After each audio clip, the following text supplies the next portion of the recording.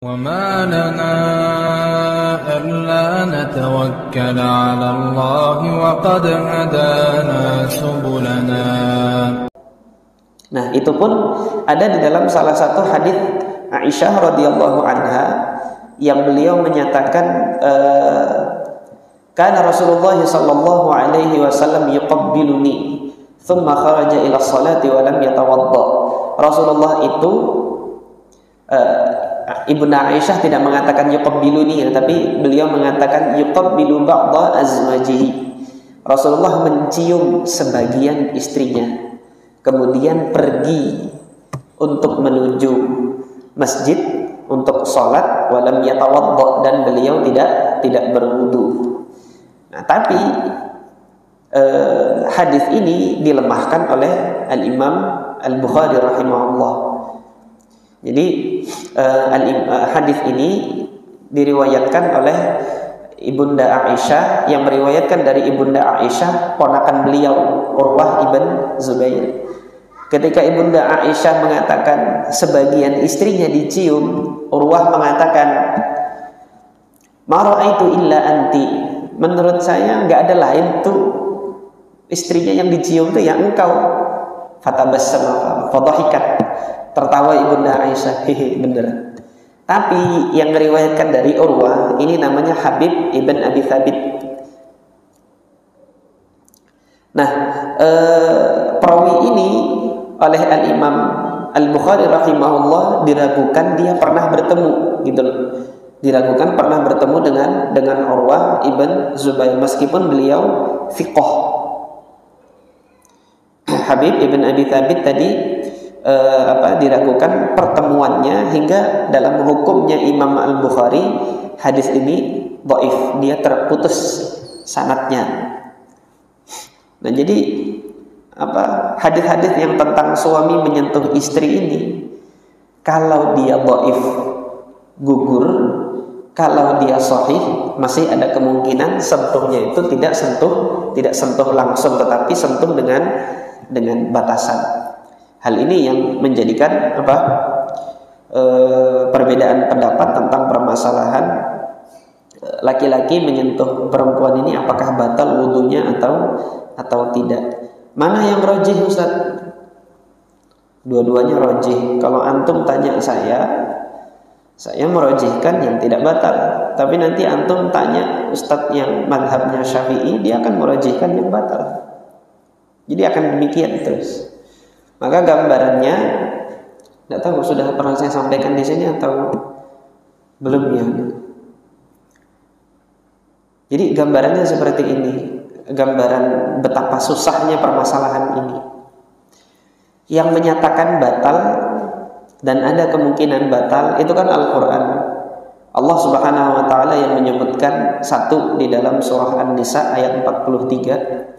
Kemudian kedua di dalam surah Al-Maidah ayat 6. Ketika Allah Subhanahu wa taala berkalam aula mastumun nisa, atau jika kalian itu menyentuh wanita. Allah mengatakan demikian. Maka menyentuh ini menyentuh yang bagaimana? Kan enggak tegas ini dalil nih. Ketika dalil tidak tegas ada dua kemungkinan. Kemungkinan yang pertama, menyentuh ini adalah memang menyentuh dengan kulit. Yang kedua, menyentuh ini adalah menyentuh yang dimaksudkan adalah hubungan badan. Nah, yang menafsirkan ayat ini dengan artian sentuh saja, yaitu sentuh dengan kulit, itu sahabatnya adalah Abdullah ibn Mas'ud. Abdullah ibn Mas'ud radhiyallahu an, beliau sahabat senior, termasuk yang awal-awal masuk Islam, berasal dari kabilah Hudzail. Dalam tradisi penuturan bahasa Arab di tengah-tengah kabilah Hudzail itu, kata-kata lama sayulamisu itu tidak ada makna lain selain menyentuh dengan kulit. Nah, oleh karena itu Abdullah ibn Mas'ud memaknai ayat ini ya sentuhnya itu sentuh dengan kulit, gitu loh. Nah, kok bisa Imam Syafi'i sama pendapatnya dengan Abdullah bin Mas'ud? Imam Syafi'i belajar syair-syairnya Qabilah Hudzail selama 20 tahun, bolak-balik dari Makkah ke perkampungannya Qabilah Hudzail. Jadi kalau mau ditarik benang merah hubungannya antara pendapatnya sahabat Abdullah bin Mas'ud dengan pendapatnya Imam Syafi'i, Imam Syafi'i itu punya keterkaitan hubungan yang erat dengan penuturan bahasanya Qabilah Hudzail. Karena beliau belajar bahasa Arabnya di situ. 20 tahun belajar bahasa Arabnya di perkampungan Qabilah Hudzail itu. Oleh karena itu ini yang membawa pengaruh bagi kesimpulan fikihnya Imam Syafi'i, yaitu apa? Penuturan bahasa yang dituturkan oleh orang-orang di perkampungan Hudzail. Jadi itu salah satunya. Kalau kita mau menarik hubungan antara penafsirannya Abdullah bin Mas'ud, kenapa kok bisa dipilih oleh Al-Imam Syafi'i? Jadi ada hubungan erat antara Imam Syafi'i dengan Qabilah Hudzail. Adapun pendapat yang kedua, yaitu pendapatnya Abdullah ibn Abbas radhiyallahu anhu. Abdullah ibn Abbas radhiyallahu anhu ketika menafsirkan aula mastumun nisa, beliau menyatakan bahwasanya aula mastumun nisa itu maknanya adalah jima', hubungan badan suami istri.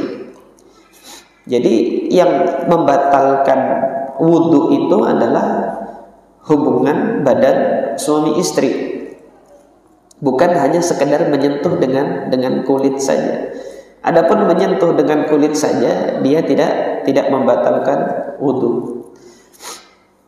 Nah, yang menjadi landasan hujahnya Abdullah ibn Abbas radhiyallahu anhu ketika menafsirkan ini ada salah satu syair jahiliyah yang dituturkan di masa jahiliyah, bahwasanya sebagian bangsa Arab itu juga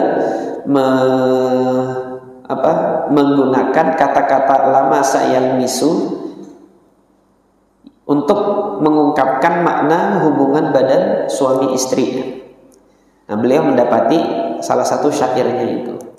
Tetapi di sini saya sampaikan penguat lagi di sini kan, penguat untuk penafsirannya Abdullah ibn Abbas radhiyallahu anhu, yaitu apa?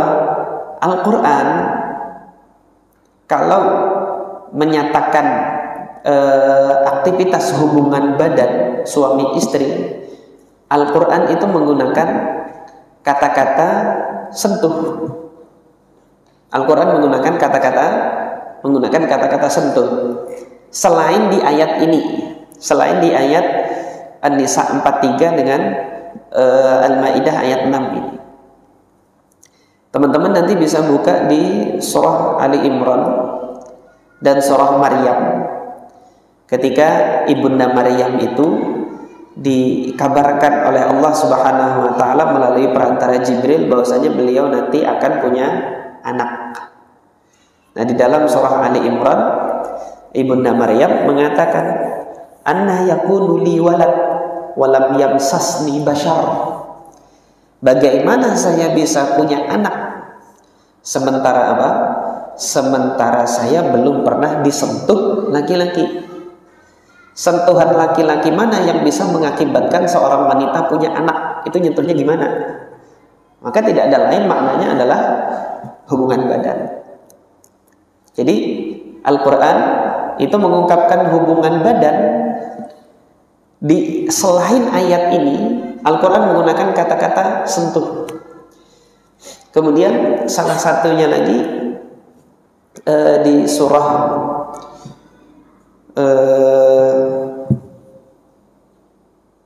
Al-Mujadalah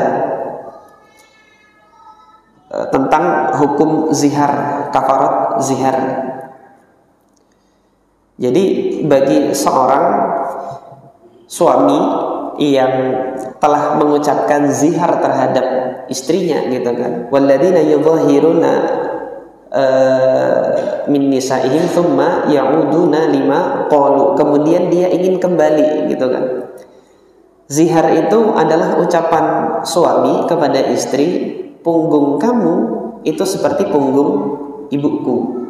Artinya si suami ini mengharamkan hubungan badan kepada istri sebagaimana haramnya hubungan badan yang ia lakukan kepada ibunya. Maka ketika ia melakukan yang demikian, dia telah melakukan suatu kemungkaran. Nah, kalau dia mau kembali menarik kembali ucapannya itu, maka Allah Subhanahu wa taala tegaskan di dalam surah Al-Mujadalah itu, fatahriru raqabah, hendaknya dia bebaskan budak, min qabli ay yatamassa, sebelum mereka saling bersentuhan. Apa bersentuhan di situ? Hubungan badan. Lagi-lagi di sini Al-Qur'an menggunakan apa? Menggunakan kata-kata sentuhan untuk aktivitas hubungan badan suami istri. Maka ketika kita ambil dua ayat ini gitu kan, yang dua-duanya sama-sama menggunakan kata-kata sentuhan, tetapi Al-Quran di sini ingin mengungkapkan satu aktivitas yang bukan hanya sekedar menyentuh. Maka demikian pula berlaku pada surah Al-Maidah ayat 6 dan kemudian pada surah An-Nisa ayat 43 bahwasanya Allah mastumun nisa itu adalah menyentuh yang artinya dia berhubungan badan. Jadi Allah Ta'ala a'lam, ini yang saya pandang kuat pendapatnya, yaitu Allah mastumun nisa di sini artinya adalah berhubungan badan, sementara hanya sekedar menyentuh kulit itu saja dia tidak membatalkan wudu. Allah Ta'ala a'lam.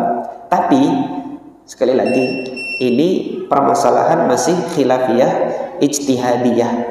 Kalau ini permasalahan masih khilafiyah ijtihadiyah, pilih yang menurut antum memang kuat dalilnya, dan atau pilih yang menurut antum lebih hati-hati, yang bisa mengantarkan antum kepada ketakwaan kepada Allah Subhanahu wa taala.